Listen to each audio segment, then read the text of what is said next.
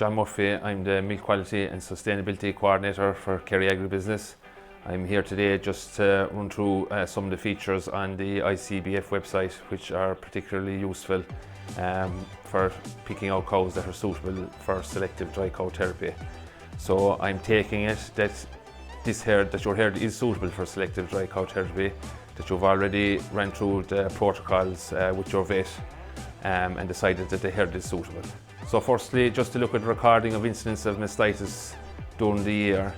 If you go into record events and then down to health and disease, so you can look at there the first cow. If you want to record that cow had a case of mastitis, you can put in the date. So we'll just put in today's date.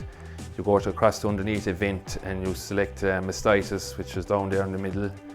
Then the next screen across, you can say whether it is the left back, the right back, the left front or the right front. So you can pick the quarter basically that you treated. And then just further over there, then you can show the tube that you used. So you select the tube that you used, and once you have that done, then you press save, and that is saved onto the ICBF website. So another really useful feature is under View Profiles, and it's SCC Microcarding Profile. This is really useful when you're trying to select the cows that are suitable to get teat sealer only. So you can see on the screen here, you have your average SCC for the current lactation, you have the average SCC for the previous lactation, and you have the SCC of each individual milk recording across as well. So if this was your first time milk recording, you might set the bar very high. So for each individual milk recording, we might say that its cows underneath 50. So we can, as you can see there, we can put in 50 for each individual milk recording.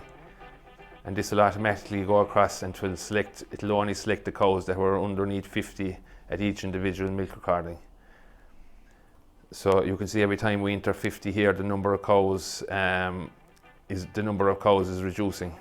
So in the corner of your screen there now, we can see that there's 12 cows out of the 80 that meet the criteria of underneath 50. Another useful feature there you can see is if you, as we previously discussed, if you record your treatments during the year, there's a column there which shows number of treatments.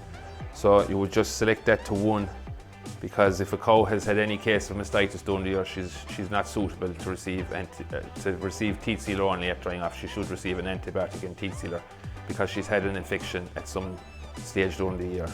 So when you're drying off your cows, there's also a facility here to record the date that the cows were dried off and also the treatment that the cows received. So if you go into record events, go down there to the 4th or 5th line, it's dry off. And so you can see that all the cows have come up here. There's 80 cows again available. You can go up to the date of dry off and into your date. And once you click on it, the calendar comes up and you can select today's date. And then you'll have your list of cows that you're after drying off, and if it's the first cow there, you can go across the line and you can say that cow received teat sealer only, for example. So if we select teat sealer only there, and if we want to select teat sealer only on the second cow as well, and you can continue on that down, and you can save your changes at the end.